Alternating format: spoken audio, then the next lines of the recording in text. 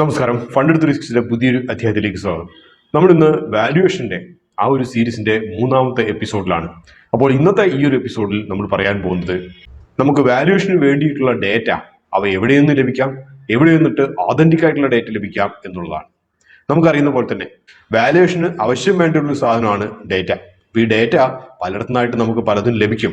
പക്ഷേ മൂല്യം കണക്കാക്കണമെങ്കിൽ, valuation correct ആയിരിക്കണമെങ്കിൽ authentic ആയിട്ടും കറക്റ്റും ആയിട്ടുള്ള ഡേറ്റ വേണം. പലപ്പോഴും പലയിടത്തും കണ്ടിട്ടുണ്ട് കുറേ സ്ക്രീനർ സോഫ്റ്റ്വെയർസിൻ്റെ അകത്ത് പല പല നമ്പേഴ്സും വരുന്നത് പല നമ്പേഴ്സാണ്. കാരണം മറ്റൊന്നുമല്ല, കാരണം ഈ നമ്പേഴ്സ് ഒക്കെ സ്ട്രീം ചെയ്യുന്നത്, എക്സ്ട്രാക്ട് ചെയ്യുന്നത് ഓട്ടോമേറ്റഡ് സിസ്റ്റംസ് ആണ്. ഇതൊന്നും മാനുവലായിട്ട് ചെയ്യുന്നതല്ല.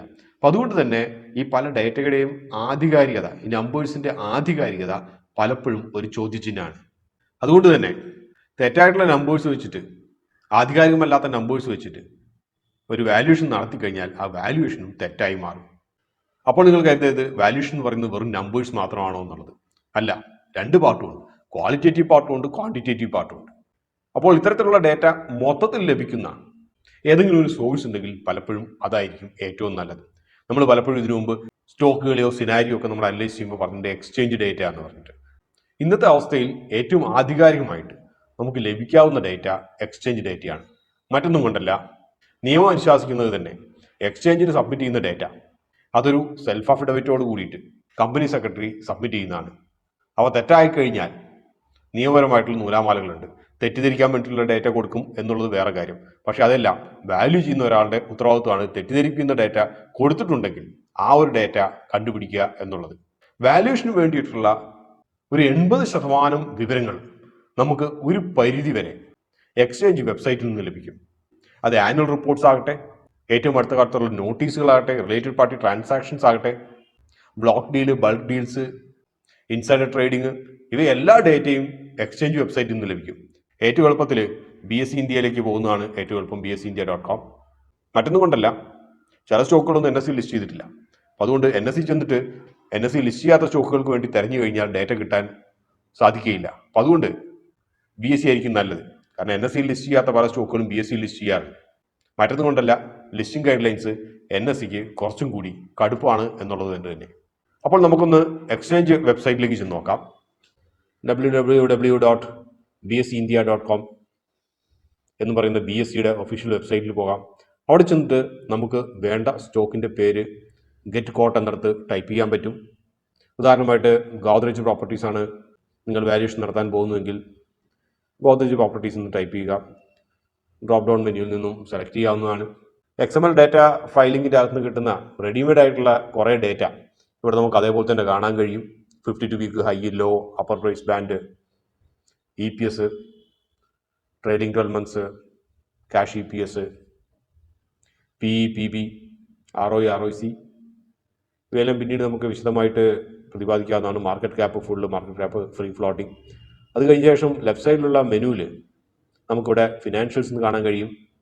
ഫിനാൻഷ്യൽസിൽ ക്വാർട്ടർലി റിസൾട്ട്സ് നമുക്ക് കിട്ടും, ആനുവൽ റിപ്പോർട്ട്സ് കിട്ടും, shareholder meetings, analyst meet, അതിനെക്കുറിച്ചുള്ള ഡീറ്റെയിൽസ് കിട്ടും, കോർപ്പറേറ്റ് ആക്ഷൻസ് കിട്ടും, ഡിവിഡൻഡ് ആകട്ടെ, സ്പ്ലിറ്റ് ആകട്ടെ, അതുപോലുള്ളതിനെ കുറിച്ചൊക്കെ, ഗവർണൻസ് ഡാറ്റ കിട്ടും, ഷെയർ ഹോൾഡിംഗ് പാറ്റേൺ ഉണ്ട്, ബൾക്ക് ബ്ലോക്ക് ഡീൽസ് ലഭിക്കും, ഇഷ്യൂ ചെയ്തിട്ടുള്ള നോട്ടീസസ് ഏതൊക്കെ ഉണ്ടെന്നെല്ലാം ലഭിക്കും, ഇൻസൈഡർ ട്രേഡിംഗ് ഡാറ്റ ലഭിക്കും.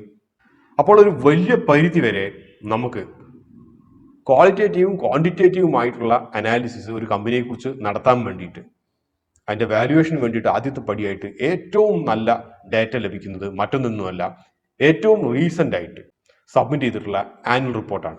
കാരണം ആനുവൽ റിപ്പോർട്ടിൻ്റെ അകത്ത് ഫിനാൻഷ്യൽ ഡേറ്റ ഉണ്ടാകും, അതേപോലെ തന്നെ കമ്പനിയുടെ ഭാവിയിലെ പ്രോജക്ട്സിനെ കുറിച്ചും ഭാവിയിലേക്ക് നോക്കിക്കാണുന്നതിനെക്കുറിച്ചും റിസ്കുകളെക്കുറിച്ചും ഒക്കെ പ്രതിപാദിച്ചിട്ടുണ്ടാവും. അപ്പോൾ നമുക്ക് ആനുവൽ റിപ്പോർട്ട് എവിടെ നിന്ന് ലഭിക്കുമെന്ന് നോക്കാം. അതായത് കമ്പനികളുടെ വെബ്സൈറ്റിൽ നിന്ന് ആനുവൽ റിപ്പോർട്ട് ലഭിക്കും, പബ്ലിക് ലിസ്റ്റഡ് കമ്പനികളുടെ. മറ്റൊന്നുള്ളത് എക്സ്ചേഞ്ചിൽ നിന്നാണ്. അപ്പോൾ ഇതിൻ്റെ അകത്ത് നമുക്ക് ഫിനാൻഷ്യൽസ് എന്നതിൽ ക്ലിക്ക് ചെയ്ത് കഴിഞ്ഞാൽ ആനുവൽ റിപ്പോർട്ട്സ് നമുക്ക് ലഭിക്കും. ഏറ്റവും റീസെൻ്റ് ആയിട്ടുള്ള 2024 ആനുവൽ റിപ്പോർട്ട് ലഭിക്കും. റൈറ്റ് സൈഡിൽ ഡൗൺലോഡ് എന്ന് പറഞ്ഞൊരു ഓപ്ഷൻ കാണാം. അത് ക്ലിക്ക് ചെയ്ത് കഴിഞ്ഞാൽ PDF ആയിട്ട് ഡൗൺലോഡ് ചെയ്യും. അപ്പോൾ പ്രധാനമായും ആനുവൽ റിപ്പോർട്ടുകളുടെ ഒരു ഘടന എന്താണെന്ന് നമുക്ക് വേണമെങ്കിൽ പരിശോധിക്കാം. എന്തെല്ലാം കാര്യങ്ങളാണ് നമുക്ക് ആനുവൽ റിപ്പോർട്ടിൽ നിന്ന് ലഭിക്കുക എന്നുള്ളത്. ആനുവൽ റിപ്പോർട്ടിൽ ഫിനാൻഷ്യൽ സ്റ്റേറ്റ്മെന്റ്സ് ഉണ്ടാകും, ബാലൻസ് ഷീറ്റ് ഉണ്ടാകും, P&L സ്റ്റേറ്റ്മെന്റ് ഉണ്ടാവും, പ്രോഫിറ്റ് ആൻഡ് ലോസ് സ്റ്റേറ്റ്മെന്റ്. പിന്നെ ഒരു വാല്യുവേഷൻ നടത്താൻ വേണ്ടിയിട്ട് ഏറ്റവും അതിപ്രധാനമായിട്ടുള്ള ഒരു കാര്യമാണ് ക്യാഷ് ഫ്ലോ സ്റ്റേറ്റ്മെന്റ്സ്. ഇവ കൂടാതെ രണ്ടാമത്തെ ഏറ്റവും പ്രധാനപ്പെട്ട ഭാഗമാണ് ആനുവൽ റിപ്പോർട്ടുള്ളത് മാനേജ്മെന്റ് ഡിസ്കഷനും അനാലിസിസും. ഈ ഒരു ഭാഗത്ത് ആ ഒരു കമ്പനിയുടെ കഴിഞ്ഞ വർഷങ്ങളിലെയും വരാനുള്ള വർഷങ്ങളിലെയും പെർഫോമൻസ്, അതേപോലെ തന്നെ ആ ഒരു സെക്ടറിന്റെ ട്രെൻഡുകൾ, നേരിടാൻ പോകുന്ന റിസ്കുകൾ, നേരിട്ട റിസ്കുകൾ, ഇതിൻ്റെ എല്ലാത്തിൻ്റെയും ഒരു ക്വാളിറ്റേറ്റീവ് അപ്രോച്ചാണ് ഈ ഒരു മാനേജ്മെന്റ് ഡിസ്കഷൻ ആൻഡ് അനാലിസിസ് എന്ന് പറയുന്ന ഈ ഒരു മേഖലയിൽ നമുക്ക് കാണാൻ കഴിയുന്നത്. ഇവയെ കൂടാതെ കോർപ്പറേറ്റ് ഗവർണൻസ് റിപ്പോർട്ട് നമുക്ക് കാണാൻ കഴിയും. അതായത് കമ്പനിയുടെ എത്തിക്കൽ പ്രാക്ടീസ്, ലീഗൽ കംപ്ലയിൻസ് എന്നൊക്കെ പറഞ്ഞിട്ട്, പ്രത്യേകിച്ച് കമ്പനി മാനുഫാക്ചറിങ്ങിലോ മൈനിങ്ങിലോ ഒക്കെ ഉണ്ടെങ്കിൽ വാല്യൂഷനെ സംബന്ധിച്ച് ഇത് വളരെ പ്രധാനപ്പെട്ടതാണ്. ഇതുകൂടാതെ ESG, എൻവയോൺമെന്റൽ സോഷ്യൽ ആൻഡ് ഗവർണൻസ് റിപ്പോർട്ട്, അതും വളരെ പ്രധാനപ്പെട്ടതാണ്. പ്രത്യേകിച്ച് ഒരു അസറ്റ് ഹെവി കമ്പനികൾ ആയിട്ടുള്ള മാനുഫാക്ചറിങ്ങിലോ മൈനിങ്ങിലോ ഉള്ള കമ്പനികളാണെങ്കിൽ. ഇവ കൂടാതെ തേർഡ് പാർട്ടി വാലിഡേഷന് വേണ്ടിയിട്ട് ഓഡിറ്റേഴ്സ് റിപ്പോർട്ട് ഉണ്ടാകും. മറ്റൊന്നും കൊണ്ടല്ല, തേർഡ് പാർട്ടി റിപ്പോർട്ട് ആകുമ്പോൾ അതിന്റെ ആധികാരികതയും വിശ്വാസ്യതയും കൂടുതൽ ഉണ്ടാകും എന്നുള്ളത് കൊണ്ട് നിയമപ്രകാരം സെബി അനുശാസിക്കുന്നു അത്. പിന്നെ മിക്ക കമ്പനികളിലും കാണുന്നത് കമ്പനിയുടെ ഭാവിയിലേക്ക് കമ്പനി ഈ ഒരു സെക്ടറിനെ കുറിച്ചും കമ്പനിയുടെ പ്രോഡക്ട്സിനെ കുറിച്ചും പ്രോജക്ട്സിനെ കുറിച്ചും വരുന്ന പ്രോജക്ട്സുകളെ കുറിച്ചും ഉള്ള ഒരു അവലോകനം. ഇപ്പം ഇത്രയും പ്രധാനപ്പെട്ട കാര്യങ്ങളാണ് നമുക്ക് ആനുവൽ റിപ്പോർട്ടിൽ നിന്ന് ലഭിക്കുക. അതുകൊണ്ടാണ് പറഞ്ഞത് ഏകദേശം 80% നമുക്ക് ആനുവൽ റിപ്പോർട്ടിൽ നിന്ന് നമുക്ക് വാല്യുവേഷനുള്ള വിവരങ്ങൾ ലഭിക്കും. ഉദാഹരണമായിട്ട് നമുക്ക് ഈ ഗോദ്രേജ് പ്രോപ്പർട്ടിയുടെ ആനുവൽ റിപ്പോർട്ട് എടുത്ത് നോക്കിക്കഴിഞ്ഞാൽ നമുക്ക് കാണാൻ കഴിയും ഈ കാര്യങ്ങളൊക്കെ. കമ്പനിയെക്കുറിച്ച് പറയുന്നു, ഇൻ്റഗ്രേറ്റഡ് സസ്റ്റൈനബിലിറ്റി വിത്ത് അവർ ബിസിനസ്, സസ്റ്റൈനബിലിറ്റി ESG കാര്യങ്ങളെക്കുറിച്ച് പറയുന്നു, മാനേജ്മെന്റ് ഡിസ്കഷൻ പറയുന്നു, കോർപ്പറേറ്റ് ഗവർണൻസിനെ കുറിച്ച് നമുക്ക് കാണാൻ കഴിയും. ഫിനാൻഷ്യൽ സ്റ്റേറ്റ്മെന്റ്സ്, ഏകദേശം 150 പേജോളം വരുന്ന ഫിനാൻഷ്യൽ സ്റ്റേറ്റ്മെന്റ് കാണാം. ഇവയെല്ലാം നമുക്ക് ആനുവൽ റിപ്പോർട്ടിൽ നിന്ന് ലഭിക്കും. മനസ്സിൽ വെക്കേണ്ട ഒരു കാര്യം, വെറും നമ്പേഴ്സ്, റേഷ്യോസ് അനലൈസ് ചെയ്യുന്നത് മാത്രമല്ല വാല്യുവേഷൻ.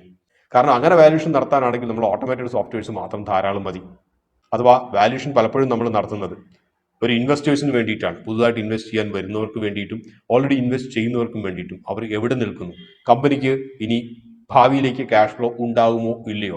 എന്തുകൊണ്ടാണ് ക്യാഷ് ഫ്ലോയെ കുറിച്ച് നമ്മൾ എപ്പോഴും പറയുന്നതെന്ന് വെച്ച് കഴിഞ്ഞാൽ, ആദ്യത്തെ എപ്പിസോഡിൽ പറഞ്ഞ പോലെ തന്നെ നമ്മളൊരു കമ്പനി വാങ്ങിക്കുമ്പോൾ മനസ്സിലാക്കേണ്ട ഒരു കാര്യം, ഒരു പ്രീമിയം എമൗണ്ടിന് ബുക്ക് വാല്യൂവിനേക്കാളും വളരെ ഉയർന്ന വിലയ്ക്ക്, ഇൻട്രിൻസിക് വാല്യൂവിനേക്കാളും ഉയർന്ന വിലയ്ക്ക് നമ്മൾ വാങ്ങിക്കുന്നു എന്ന് പറയുമ്പോൾ നമ്മൾ ഭാവിയിലേക്ക് വരാനിരിക്കുന്ന ഒരു ക്യാഷ് ഫ്ലോ വലുതാകും എന്നുള്ള പ്രത്യാശയിലും പ്രതീക്ഷയിലുമാണ് നമ്മൾ ഈ അഡീഷണൽ ആയിട്ടുള്ള ഒരു എമൗണ്ട് കൊടുക്കുന്നത്. ഉദാഹരണമായിട്ട് 10 രൂപ ബുക്ക് വാല്യൂ ഉള്ളതിന് നമ്മൾ 15 രൂപ സ്റ്റോക്കിന് കൊടുത്ത് വാങ്ങിക്കുന്നെങ്കിൽ 5 രൂപ എന്ന് പറയുന്നത് ആ പ്രത്യാശയും പ്രതീക്ഷയുമാണ്. അപ്പൊ ആ പ്രത്യാശയും പ്രതീക്ഷയും നമുക്ക് ഭാവിയിലേക്ക് നൽകുമോ ഇല്ലയോ എന്ന് പറയേണ്ടത് ഈ പറഞ്ഞ വാല്യുവേഷന്റെ മെട്രിസസ് ആണ്. നമ്മൾ എന്ത് ഫിനാൻഷ്യൽ റേഷ്യോസ് എടുക്കുകയാണെങ്കിലും അത് ആധികാരികമായിട്ടുള്ള ഒരു ഡേറ്റ, ആധികാരികമായിട്ടുള്ള ഒരു സ്രോതസ്സിൽ നിന്നും ലഭിച്ചതിനെ അവലംബിച്ചിട്ടാണ് എന്നുള്ളത് ഉറപ്പുവരുത്തുക. ക്വാളിറ്റേറ്റീവ് ആയിട്ടുള്ള പല കാര്യങ്ങളും അവയാണ് കമ്പനിയെക്കുറിച്ചുള്ള, നമ്മൾ കഴിഞ്ഞ എപ്പിസോഡിൽ പറഞ്ഞ പോലെ സ്റ്റോറീസ് നമുക്ക് പറഞ്ഞു തരുന്നത്.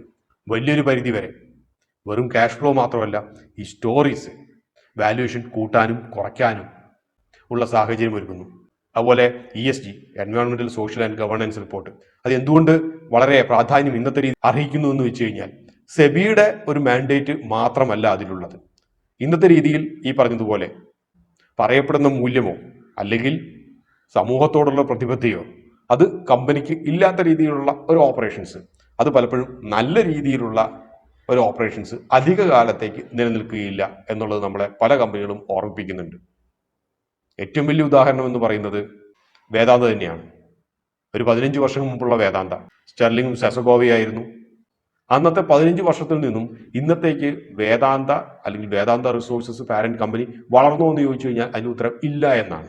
എന്തുകൊണ്ട് എന്ന് ചോദിച്ചു കഴിഞ്ഞാൽ, ഗവേണൻസിന്റെ പ്രശ്നം അല്ലായിരുന്നു, പക്ഷേ സമൂഹത്തിനും പ്രകൃതിക്കും കമ്പനിയുടെ ഓപ്പറേഷൻസ് ഉണ്ടാക്കുന്ന ആഘാതം അത് മുന്നിട്ട് കാണുന്നതിൽ കമ്പനി പരാജയപ്പെട്ടു എന്നുള്ളതാണ് അതിന്റെ പ്രധാനപ്പെട്ട ഒരു ഉത്തരം. അതുകൊണ്ട് തന്നെ കമ്പനിയുടെ പല അസറ്റ്സും കമ്പനിക്ക് വേണ്ട വിധത്തിൽ മോണിറ്റൈസ് ചെയ്യാൻ പറ്റുന്നില്ല, ഓപ്പറേഷനിൽ പ്രോഫിറ്റ് ഉണ്ടാക്കാൻ കഴിയുന്നില്ല. അപ്പോൾ വാല്യുവേഷൻ നടത്തുമ്പോൾ ഇക്കാര്യങ്ങൾ എല്ലാം ഒന്നിച്ച് വാല്യുവേഷൻ നടത്തണം, എങ്കിലേ ഒരു വാല്യുവേഷൻ പരിപൂർണമാവുകയുള്ളൂ. അവയാണ് നമ്മൾ വരുന്ന ഒരു എപ്പിസോഡിൽ നമ്മൾ പറയാൻ പോകുന്നത്. അപ്പോൾ നമുക്ക് അടുത്ത എപ്പിസോഡിൽ ഫിനാൻഷ്യൽ ഡാറ്റ എങ്ങനെ അനലൈസ് ചെയ്യാം, ആനുവൽ റിപ്പോർട്ട് തന്നത് എന്നതിനെ കുറിച്ച് നമുക്ക് നോക്കാം. ഇതോടെ ഈ അധ്യായം ഇവിടെ പൂർണ്ണമാവുകയാണ്. മറ്റൊരു അധ്യായത്തിൽ വീണ്ടും കാണാം. അതുവരെ നന്ദി, നമസ്കാരം.